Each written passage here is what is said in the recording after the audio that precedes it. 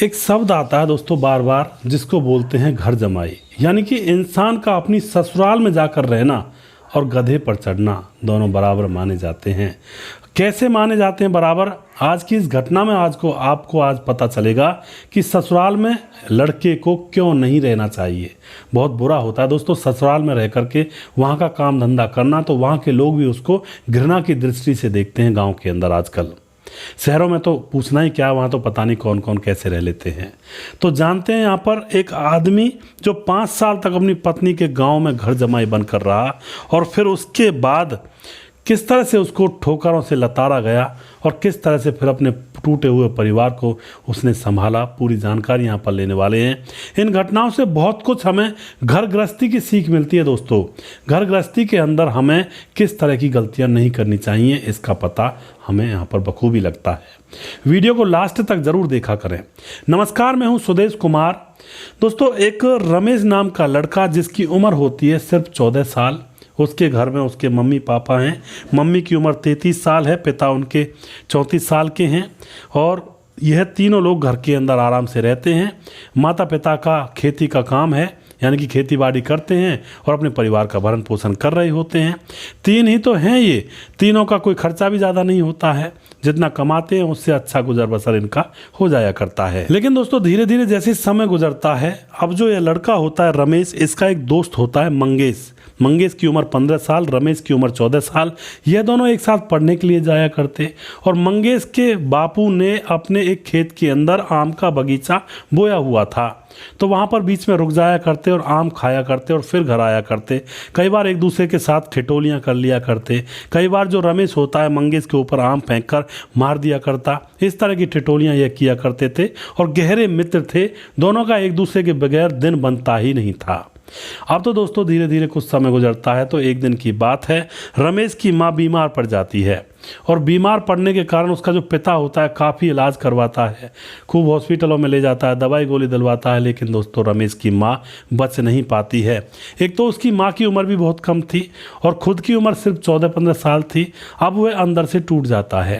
अंदर से ऐसे टूट जाता है क्योंकि वह माँ से बहुत ज़्यादा प्यार किया करता था। और दोस्तों माँ से तो हर बच्चा प्यार करता है, माँ के बराबर तो कोई बच्चे की ज़िंदगी में होता ही नहीं है। माँ से बहुत ज़्यादा प्यार करता था। माँ रहती नहीं है। पिता उसको खूब समझाता, बेटा देखो जो होना था वो हो गया, अच्छे से रह, अच्छे से खा पी, वरना तू भी बीमार पड़ जाएगा। दोस्तों पिता उससे खूब प्यार करता, खूब उसको हंसाने की कोशिश करता, इधर उधर घुमाने की कोशिश करता। लेकिन जो बेटा होता है रमेश, उसको ये सारी चीज़ें अच्छी नहीं लगती थी। उसको माँ की याद आया करती थी। अब तो यहाँ पर जो पिता होता है, पिता की उम्र 34 साल थी सिर्फ, अभी बुजुर्ग तो था नहीं, जवान था। अब पिता कहता है अपने बेटे से, बेटा मैं तुम्हारी शादी कर रहा हूँ और तुम्हारी पत्नी आएगी तो हमारा खाना बना दिया करेगी, क्योंकि हमें तो खाना भी नहीं बनाना आता, रोटियाँ जल जाती हैं। तुम्हारी माँ की मौत के बाद तुम्हें पता ही है कितनी परेशानियों से गुजर रहे हैं हम लोग। तो उसके बाद बेटा कह देता है ठीक है बापू। उसके बाद जो पिता होता है उसके लिए एक लड़की ढूंढता है पड़ोस के ही गांव में, जो कि वहाँ से पैदल भी जाया जा सकता था। पड़ोस के गांव में उस मतलब नज़दीक गांव था, 4 किलोमीटर दूरी पर ही था, 3-4 किलोमीटर की दूरी पर है। अब एक लड़की ढूंढ ली जाती है, उस लड़की से रमेश की शादी कर दी जाती है, क्योंकि गांव में अभी भी कई ऐसे मामले हो जाते हैं जहां पर बच्चे की कम उम्र होती है तो भी शादी कर दी जाती हैं।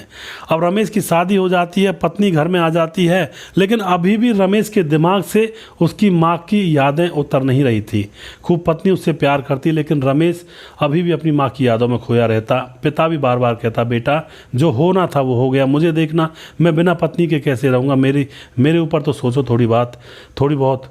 लेकिन दोस्तों यहाँ पर रमेश अब मतलब दिमाग से नहीं उतर रहा था, तो नहीं उतर रहा था माँ की जो यादें थी।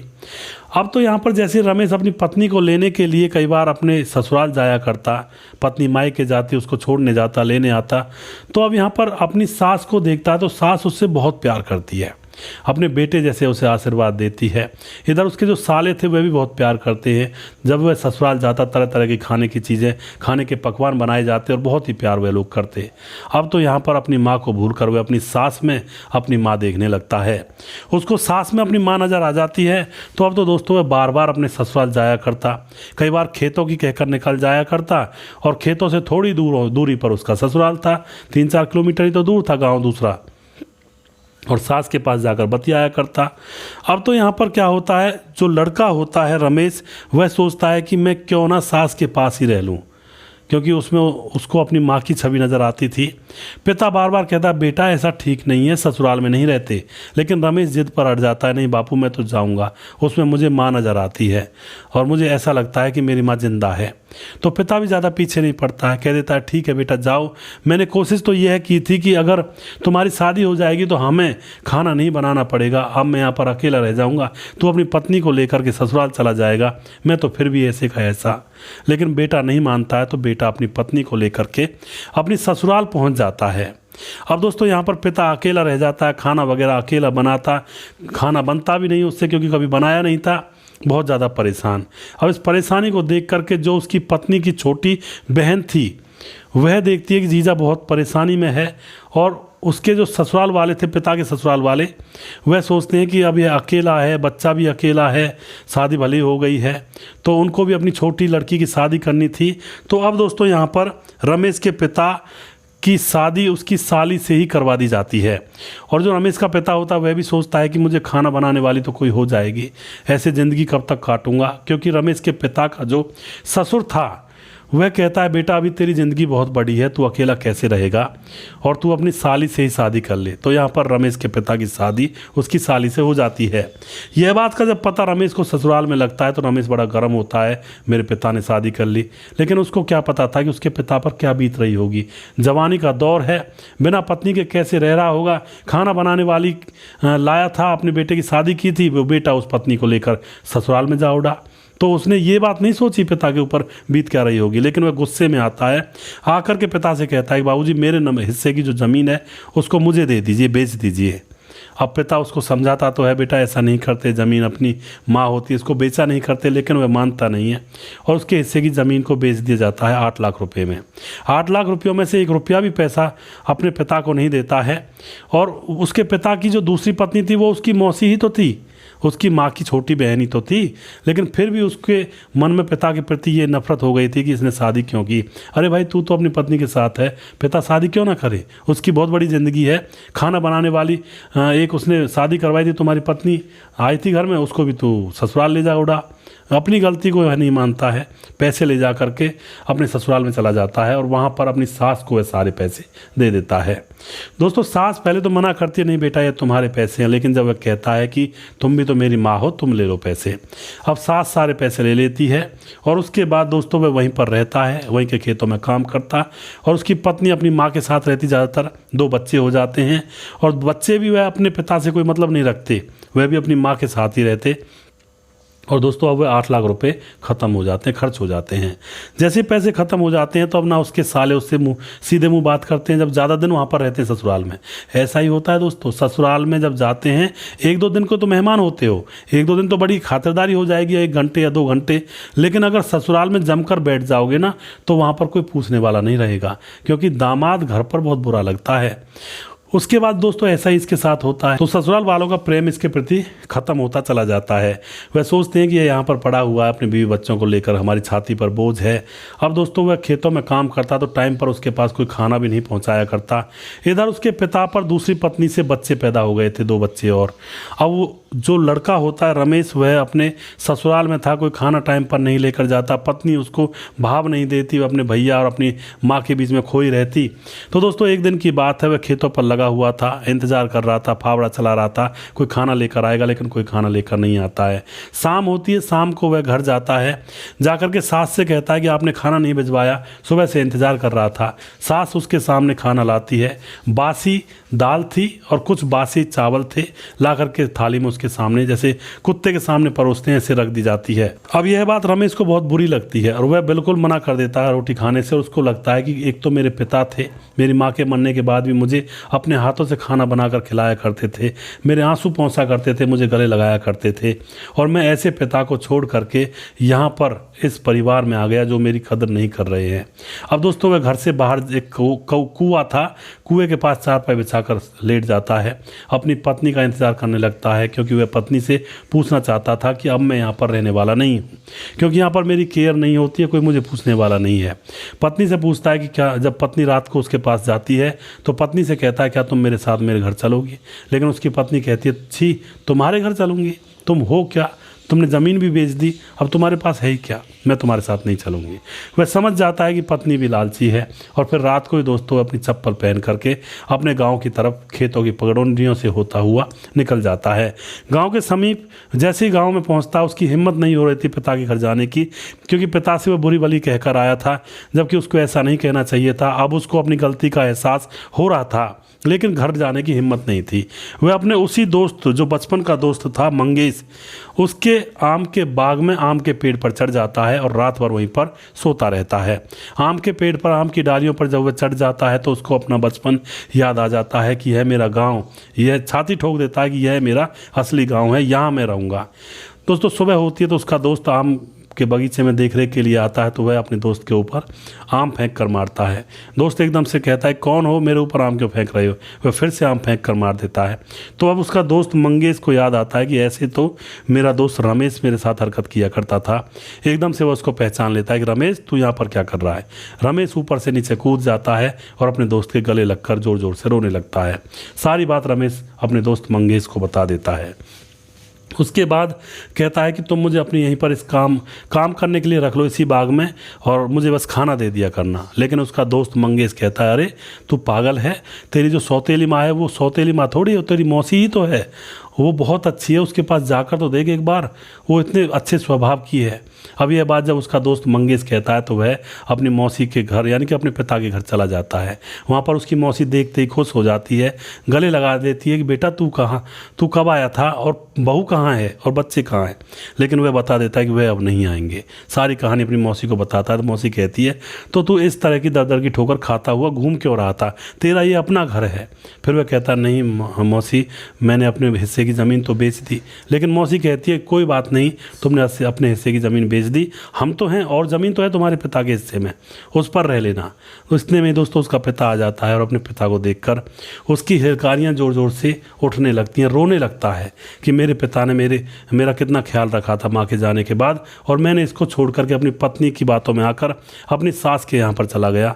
दोस्तों उसको याद आ गया कि दूसरा कोई अपना नहीं होता है, अपने अपने ही होते हैं, चाहे कैसा भी हो। अपना पिता, अपने माँ बाप, अपना घर अपना ही होता है। अब एकदम से अपने पिता के गले लग जाता है, बापू मुझे माफ़ कर दो, मैंने बहुत गलत किया, मैंने अपने हिस्से की ज़मीन भी बेच दी, तुम्हारे प्यार को मैंने देखा ही नहीं। लेकिन पिता उसके सर पर हाथ रखता और कहता है बेटा रमेश कोई बात नहीं, मैं अभी भी जिंदा हूँ, और जब तक मैं जिंदा हूँ जब तक तुझे कोई परेशानी नहीं होने दूंगा। उसके बाद वह रमेश वहीं पर रहने लगता है।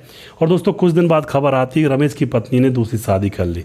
इस पर उसकी मौसी कहती है कि मैं अभी किसी वकील से बात करवाती हूँ तुम्हारे बापू से, और ऐसे कैसे कर लेगी? लेकिन रमेश कहता नहीं नहीं माँ ऐसा मत करो, अच्छा है वो जा रही है, तो मैं तो ये सोच रहा था कहीं यहाँ आकर के मुझसे कोई हिस्सा ना मांगने लगे, वो इतनी अच्छी औरत नहीं है, जाने दो उसको जहाँ जा रही है। तो दोस्तों उस औरत की यानी कि रमेश की पत्नी की दूसरी जगह शादी हो जाती है।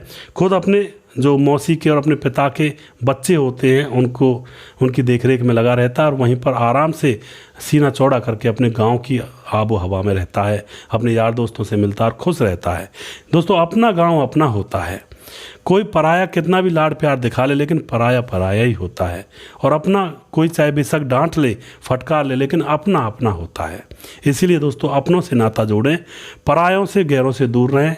पराये गैर सिर्फ फ़ायदा उठाने के लिए लोगों से रिलेशन रखते हैं, अपने जो होते हैं उनको फ़ायदा नहीं चाहिए होता है, वो सिर्फ प्यार के डोरी से बंधे होते हैं, सिर्फ प्यार की वजह से हमसे प्यार करते हैं, हमसे लड़ते हैं झगड़ते हैं, लेकिन फिर भी हमें एक साथ रखते हैं। दोस्तों वीडियो के लास्ट में कुछ भाइयों के नाम जरूर लेना चाहूँगा जो भाई हमारे वीडियोज़ को देखते हैं और हमें खूब सपोर्ट करते हैं। हमारे साथ है राम मोहम्मद यासीन लाहौर पाकिस्तान से, जो कि हमारे वीडियोज़ को लगातार देखते हैं, भाई का बहुत बहुत धन्यवाद करता हूँ। उसके बाद संजीव कुमार हमारे भाई जो कि हमारे वीडियोज़ को लगातार देखते हैं। सूर्य प्रकाश मिश्रा जी हैं, सर जी यहाँ लड़के के दोस्तों ने गलत मशवरा देकर लड़के की ज़िंदगी को बर्बाद कर दिया, पावर की गोलियों ने हेलीकॉप्टर की ताकत तो दी लेकिन घर बर्बाद कर डाला। रुदौली जिला अयोध्या से, पत्नी का नाम शिखा मिश्रा जी, बिल्कुल सही कह रहे हैं आप। और उसके बाद हमारे साथ है मोनू जैन, जो कि हमारे वीडियोज़ पर लगातार कमेंट करते हैं। हमारे साथ है मोनू जैन जो कि हमारे वीडियोज़ को लगातार देखते हैं। दादा अंकित सिंह तोमर हमारे भाई लगातार कमेंट करते हैं। संजीव कुमार नेपाल से हमारे भाई लगातार कमेंट करते हैं। और ताजी लेमन हमारी बहन जो कि बहुत दिनों में कमेंट किया है। गुड मॉर्निंग भाई फ्रॉम सिडनी ऑस्ट्रेलिया से, आपकी कहानी बहुत अच्छी है, बहुत सच है, दोस्तों को कुछ भी बताना नहीं चाहिए था। जी बिल्कुल, ताजी रहमान हमारी बहन जो कि ऑस्ट्रेलिया से सिडनी से हमारे वीडियोस को लगातार देखती है, मैं इनका बहुत बहुत धन्यवाद करता हूँ। उसके बाद रेशमा खान, मैं आपकी सारी वीडियो देखती हूँ। रेशमा खान जी आपका बहुत बहुत धन्यवाद, आप इसी तरह से हमारे साथ सपोर्ट सहयोग बनाए रखें। और उसके बाद समाधान पाटिल, भाई साहब नमस्ते, कैसे हो तुम? बहुत अच्छी कहानी सुनाते हैं, भगवान तुम्हें हमेशा सुखी रखे। समाधान पाटिल जलगांव महाराज से। समाधान पाटिल जी आपको भी भगवान हमेशा खुश रखे, आप हमेशा कामयाब रहें। रेशमा खान कहती हैं कि हरियाणा पानीपत से मेरा भी नाम लेना वीडियो में। जी बिल्कुल रेशमा बहन, आपका नाम भी मैंने लिया है। रेशमा जी जो कि हरियाणा के पानीपत से हैं, हमारे वीडियोज़ को लगातार देखते हैं। रेशमा खान दोबारा कहती हैं कि आपकी स्टोरी कहानियाँ की बहुत अच्छी, आपकी स्टोरियाँ कहानियाँ बहुत अच्छी लगती हैं। जी बहुत बहुत धन्यवाद रेशमा जी। रेवती रमन त्रिपाठी, जय प्रयागराज जी। धीरज बरनवाल, किसी की बात में आकर गलत फैसला ना लिया करें। जी बिल्कुल धीरज जी। राम प्रकाश हमारे भाई कहते हैं राम जी, मैं नेपाल से, आपकी कहानी बहुत बढ़िया लगती हैं। जी बहुत बहुत धन्यवाद जी राम प्रकाश थारू। और उसके बाद एमडी सदीक, मोहम्मद सदीक, प्रवीण बघेल से पुरी से। शंकर देसवाल हैं जो कि शंकर राम देवासी हैदराबाद से। उसके बाद भीकाराम हमारे भाई कमेंट करते हैं। उसके बाद रेशमा खान दोबारा से कमेंट करती हैं कि मैं दिलवा को मैं दिन में 3-4 बार वीडियो देखती हूँ आपके। शायद ऐसा ही लिखा है बहन ने। बहुत बहुत धन्यवाद करते हैं रेशमा जी। सलमा शेख कहते हैं कि बहुत बहुत धन्यवाद जी, बहुत बहुत धन्यवाद। गुड कहती हैं जी, बहुत बहुत धन्यवाद आपका। चिक गोरा एक आईडी है। अंकल जी आप स्टोरी बताते हैं, सुनाने में बहुत ही अच्छा लगता है, सुनने में बहुत ही अच्छा लगता है। जी बहुत बहुत धन्यवाद बेटा आपका, और इसी तरह से आप सपोर्ट करते रहिए और अच्छी चीज़ें सीखना इनमें से। जो भी मैं बताता हूँ इसमें से गलत चीज़ मत सीखना, अच्छी चीज़ सीखना। गलत चीज़ें समाज के अंदर होती हैं, लेकिन उनमें से अच्छी चीज़ें सीख करके अपने जीवन के ऊपर अप्लाई करना चाहिए। सलमा शेख, मेरा नाम भी लीजिए। जी बिल्कुल सलमा जी। प्रवीण बघेल, राम गोसाई हमारे भाई कमेंट करते हैं। अमित पटेल हमारे भाई कमेंट करते हैं, सुरेश भाई देश में बहुत दुख भरी घटना हुई है। जी बिल्कुल अमित भाई। और सुजीत कुमार हमारे भाई कमेंट करते हैं। और उसके बाद अभी भारद्वाज, वाह क्या तरीका है न्यूज़ बताने का। अभी भारद्वाज जी बहुत बहुत धन्यवाद आपका, इसी तरह से लगातार बने रहें। लाल सिंह हमारे भाई सुपर स्टोरी, लाल सिंह गुराडिया माना जिला झालावाड़ से हमारे वीडियोज़ को देखते हैं। सलमा शेख जो कि रीवा मध्य प्रदेश 17 से हैं। और कैलाश चौधरी हमारे बड़े भाई कमेंट करते हैं। भीमदत्त जोशी कमेंट करते हैं। मनोहर जोशी कमेंट करते हैं। रतनलाल शर्मा कमेंट करते हैं। राम भाई साहब आपकी कहानी बहुत अच्छी लगती है। जी बहुत बहुत धन्यवाद। उसके बाद मुकेश कुमार यूपी 83 से हैं। नवल पटेल कमेंट करते हैं। और राम सुदेश भाई, मैं अपना नाम सुनकर हृदय से शुक्रिया करता हूं। जी नवल जी आपका बहुत बहुत धन्यवाद।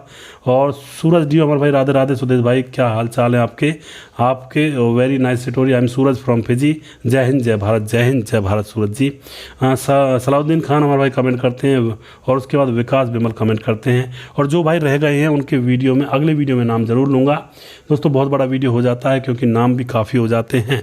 और अगला वीडियो बहुत जल्दी फिर से लेकर आऊँगा, तब तक आप खुश रहें, सावधान रहें। जय हिंद जय भारत।